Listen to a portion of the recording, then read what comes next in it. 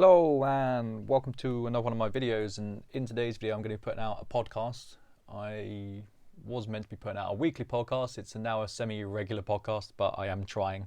It all depends on how busy I am at work. Now, in today's podcast, the podcast, by the way, is for people who don't really have time to watch my videos but are more listeners of my content. You know, I do appreciate all types of viewers. And I think that the podcasts give more of an insightful view on how I see the world and how I try and take it apart, and also what I think is going to happen in terms of precious metals, gold, silver, and in some cases platinum. Now, in today's podcast, I'm going to be talking about quantitative easing and is it gold's best friend. Now, for those of you that don't remember or haven't seen, I put a video out recently where I compared QE since 2009 and also the price of gold. And from the chart, from very rudimental analysis, I must add, the money supply in the UK went up by a factor of 6, and so did the gold price, give or take. Now, you can come to your own conclusions about whether or not you believe that the money supply is a result of the increase in price concerning gold. However, I think it's a very rational explanation. Now, just a couple of days ago, the Bank of England, or the BOE, they announced that they would be pumping £150 billion into the economy. Now, I don't think the UK is the main cause of concern in terms of QE. Personally, I think it's one of the smaller players. You need to take a look at what the other Western superpowers are doing, such as the European Central Bank, the ECB, and also the Federal Reserve, and how much they are putting into the economy. Now, to put it into context, the amount of money that the UK has put into the economy since 2009, it's not a small amount of money. It's not a small amount by any stretch of the imagination. If I can just find...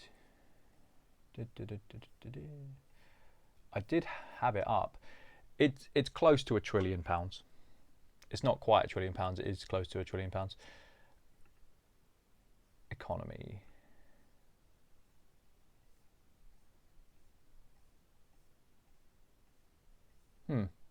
It was on the BBC. You know, I'll dig out if people want to find the link. But essentially, over the last 11 years or so, they've had 4 rounds of QE. Potentially 5 if you consider the first round of QE for the pandemic. The question is, and for me it's always been, not a price on whether it's not a bet, on whether you think the gold price will go up. It's a bet on whether you feel that the powers that be will have to issue more money. I don't see how they can't.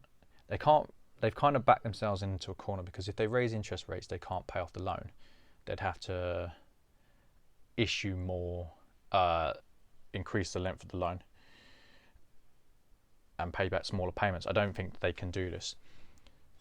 I think that they've put themselves in a situation where the only way they can get out of it is by hoping that consumer confidence is there to buy up successive rounds of QE. I'm making a bet, and maybe it's a speculative bet, but I'm making a bet that all of the Bank of England, the Federal Reserve, and the ECB, they all have to print more money into existence to kind of get around the situation that we're in concerning the virus. Now, I don't think the virus is the issue. I've been saying for a long time that the issue was they never solved 2009. They just never solved it. They should never have tried to adopt modern monetary theory. I don't think it will work. I think it will end in tears. But that's only part of the game. If you understand what the game is, you can play it. If you don't, you're going to get taken to the cleaners unless you're pretty lucky. The rationale and the idea behind this video is, do you believe that these massive monetary authorities can reel in this capital that they've not printed? They haven't printed it exactly, but what they've put into the system. Now, what are the effects of this money going into the system? Well, it's simple. It's very simple. So it causes increased inflation. So anyone who follows inflation statistics knows that it's not recorded properly. It causes asset prices to go up. Trump was banging the drum about how he's made, or how before the virus anyway, the pandemic, how the stock market was performing to record levels. Well, of course it was. It's got increased money in the system. It's got to go somewhere. That's not a success on his part. It's more a failure on his to reel it in. It's okay because some people are feeling excessively wealthy and some people are doing very, very well, i.e. the rich and the savvy. But for most people, that is not the case. You know, just gambling on stocks for the sake of it going up is a recipe for failure, and it will cut your fingers off at some point. Now, most people are not savvy enough to realise that it won't continue to go up forever, and they get burnt on a drop. You know, and when it's common knowledge and everyone's talking about it, I've said many times before, when everyone down the pub is talking about it, that's when you sell. I was taught that from a very young age. It probably would have done you a lot of favours in the Bitcoin bubble. It would have done you a lot of favours in the .com bubble. Not that I was around to invest in the .com bubble.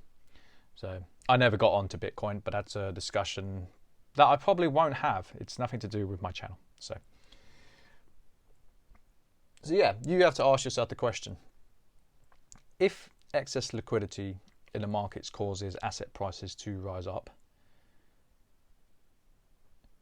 what assets should you be buying? And do you believe that there'll be subsequent rounds of QE? And if you believe that there are subsequent rounds of QE, you subscribe to the theory that excess liquidity causes asset prices to go up, then indeed QE is your friend if you can afford to buy. It is your absolute enemy if you can't. So I have a theory that asset prices will go up and there'll be a K-shaped recovery. It's not just my theory, it's been purported in the news. There's many economists that subscribe to this. I genuinely believe a K-shaped recovery is where we're at. I know people who are losing their jobs. I see job losses every day. I know people who are taking pay cuts. You know, there's issues on the horizon and they're only going to get worse depending on how long we are in lockdown and how long this virus continues for. The longer it holds on, I expect the weak hands to sell out and the strong hands to buy up. That's what I think is going to happen. Now, this doesn't mean that QE is your friend for life. You know, do I believe that gold will be the best investment forever? No, I don't. No, I don't. I'm a cycles man. I believe that when the stock market takes a kicking, you should absolutely flip. You should flip from gold to stock markets and then rebuild. So when its luster doesn't shine so bright no more, that's when you should start buying. But I still think there's more of a beating to come from the stock market, and I still think there's more growth to come from gold due to where I believe QE is going. Now, I hope this has kind of engaged your mind a bit. I am working hard to put out content other than unboxings. It's all work dependent. So if I had more time on my hands, I would put more content out, if that makes perfect sense, you know. I am at the stage where I can monetize YouTube. I'm thinking long and hard about what I want to do with that. I want to put out quality content, but I never got into YouTube to make money off it. It was more to get my name, and I wanted to kind of teach people and to educate in some form or another. So I need to have a long, hard think about if I will monetize my account.